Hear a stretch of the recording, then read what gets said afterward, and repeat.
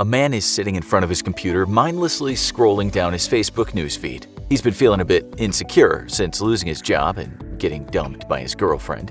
But it's his good fortune on this particular day that he comes across one of those bunkum posts that say, "If you can correctly answer these questions, you have a genius-level IQ." Lo and behold, like his friends before him, he scores a 10 out of 10 and is rewarded with the knowledge that he's a genius with an IQ over 160. He seems blissfully unaware that most 10-year-olds could get those questions right. Nonetheless, he's not too bright, and so he shares his results, which is exactly what the creators of the post wanted him to do. Poor guy, if he had a higher IQ, he might be savvier to the manipulative guff that does the rounds on social media. Okay, so this guy knew the capital city of France, and he understood that the chemical formula for water is H2O. He even knew that Earth was the third rock from the sun. We hate to burst his bubble here, but that doesn't mean he has a high IQ. Far from it. You can't base IQ on the ability to answer a handful of easy general knowledge questions. There are even games of Spot the Difference surfacing on Facebook these days, stating that if you can spot the 10 differences,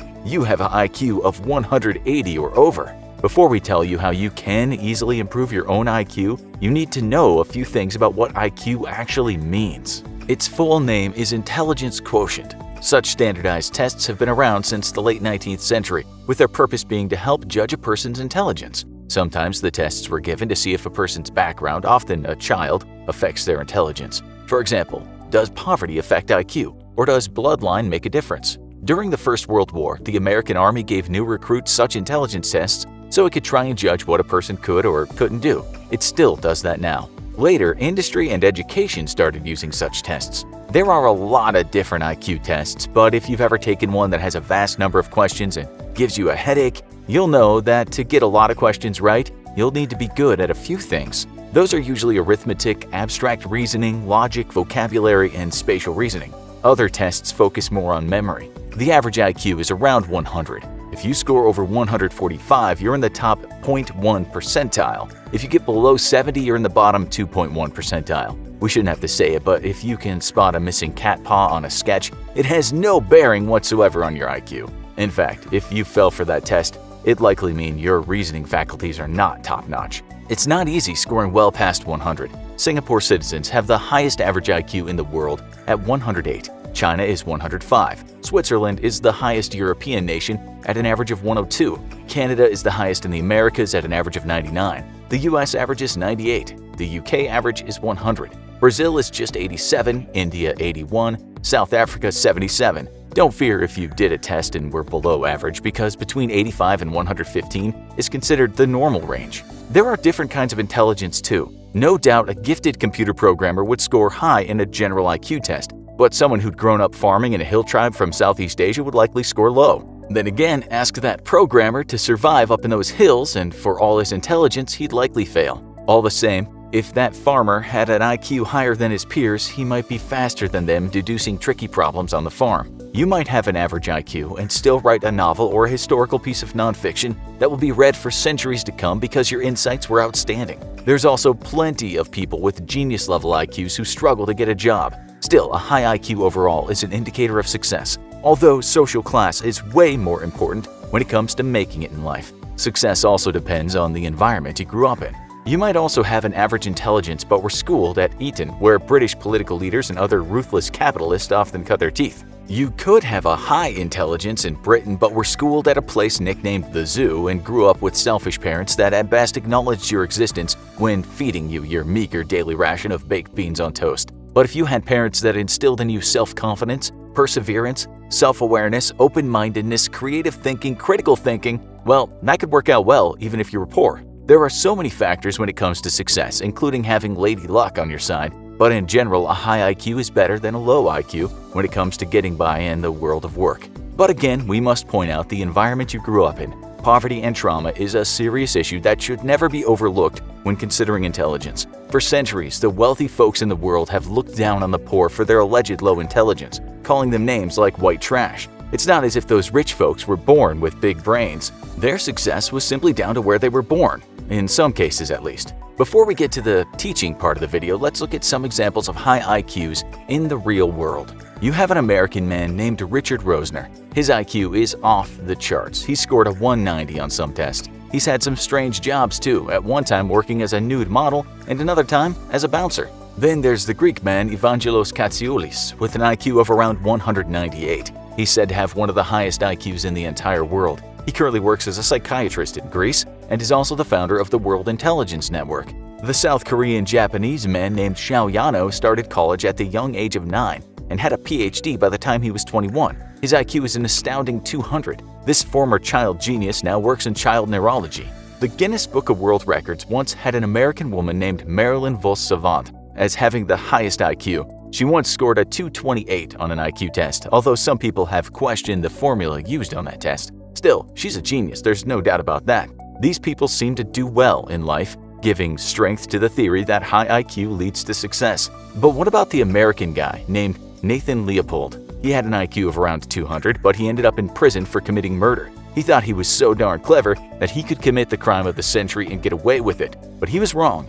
At a young age, he was obsessed with German philosopher Friedrich Nietzsche's theory of the Superman. It seems a lot of people who take this route end up in dark places, including Mr. Hitler. Perhaps humility is a sign of intelligence too. By the way, Nietzsche hated nationalism, and he certainly was not an anti-Semite, but some people don't have the intelligence to see that. Okay, so some of you might already know you have a high IQ because you've taken the tests or you were dubbed a child genius after getting your physics degree at the age of 12. But we're guessing that most of you watching this are average when it comes to IQ. And the question is, would it help you to have a higher IQ? The answer to that depends on what you want in life and what you think a high IQ will get you. We had a look at a study that was undertaken to try and compare certain IQs with various jobs. That doesn't mean that all workers of one job will have an IQ close to the other workers in that job, but some occupations on average seem to be filled with higher or lower IQs. Janitors, for instance, were at the lower end of the scale with an average IQ spanning from about 75 to 110.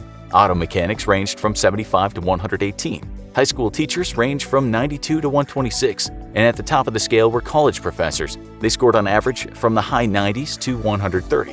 Physicians scored even higher, from 106 to over 130. What this means, of course, is that you can be an auto mechanic or a janitor with the same IQ as a college professor. But in general, if you work as a professor or doctor, your IQ will likely be higher than that of a janitor. From what we can see, a lot of the high-paying jobs employ people with higher IQs. If you want a higher-paying job, maybe improving your IQ couldn't hurt. You'd think that just by taking lots and lots of tests, you'd be able to improve your IQ score. And that's actually debatable. It might work, it might not. There's a saying that goes, the definition of insanity is doing the same thing over and over again, but expecting different results. This maxim is often attributed to Albert Einstein, but he never said it. The saying is kind of true though. If you want to improve at something, it's better to explore different avenues as to the problem you want to solve, in this case, your IQ score. One thing that's seen positive results in doing just that is working on your memory. According to the studies we found, a better memory can help you to attain a higher standard of something called fluid intelligence. You need good fluid intelligence to attain a high IQ score because it relates to solving problems on your feet, meaning you don't have the key to the problem, but you can figure it out. That's what a real IQ test will have in wait for you. Lots of tricky problems you haven't seen before. During one study, participants all had to take tests relating to their fluid intelligence. But some people took the test without any memory training and others had some memory training. By memory, we mean working memory, which refers to the memory you use for temporary tasks. If we say the words sheep, ghost, Steve Jobs, Ukraine, blue, incredible, and we tell you to repeat that to us in 10 seconds, you're using your working memory. In the tests in the study, each time someone was asked to remember something, there was never any pattern. Each test was different, making the person think on their feet. There was no key to the puzzle. Each time they had to adapt to a different test. This, in fact, was training their brains, and as you know, being able to think on your feet is good for IQ tests. Once those people were good at solving memory questions, they were asked to take the fluid memory test, as were the people in the study that hadn't done the memory tests. What was the outcome? The researchers said those who had taken the memory tests showed a striking difference in how they fared with the fluid intelligence test. Their conclusion was, our findings are of general significance because they provide evidence for enhancement of fluid intelligence by cognitive training different from training the test itself. By different, they mean you don't have to train at an IQ test to necessarily become better at it. You can just improve your working memory. To do this for yourself, just go online and find working memory tests. There are tons of them. The researchers said their work was remarkable because it had always been thought of that fluid intelligence wasn't something that could be improved. It was previously thought to be innate, unchangeable, but it isn't. We suggest you take the IQ tests before you do this and see what score you get, then do the memory tests and do them until you see some improvement. After that, take the IQ test again, or one that's similar, and then see what score you get. If the researchers are right, you might just see an improvement. The brain's elastic, or what people often say a muscle, so don't go thinking you can't improve. You can.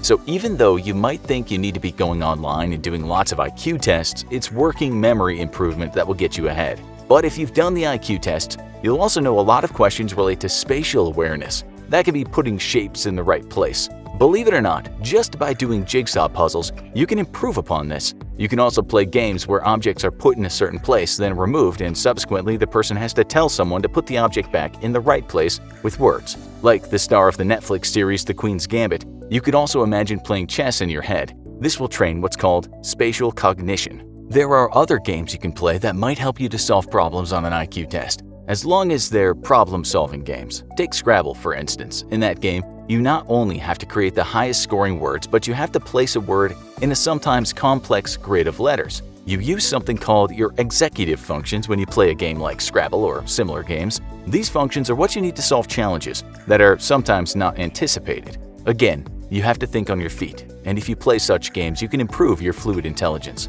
Many games that ask you to think outside the box to attain a good score could help you improve your IQ score. When doing these tests, you can't rely on old habits, and you can't just be impulsive. You need this ability to look at things from all angles. We found another study relating to the improvement of fluid intelligence called multimodal fitness and cognitive training to enhance fluid intelligence. That's a bit of a mouthful. In layman's terms, it means doing different stuff to train your brain to solve problems you might not have seen before. They took 424 healthy adults and split them up.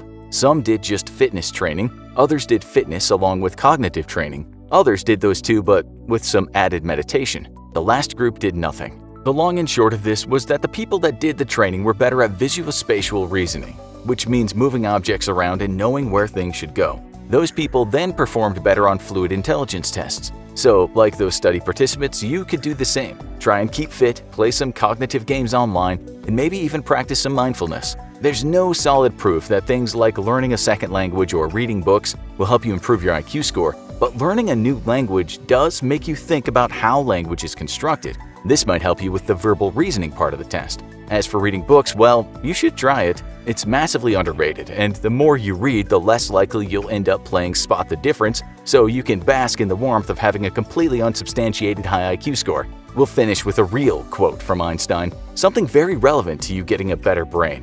One should not pursue goals that are easily achieved. One must develop an instinct for what one can just barely achieve through one's greatest efforts. Now, you need to watch How to Actually Learn Anything, the Feynman Technique, or have a look at scientifically proven best ways to study.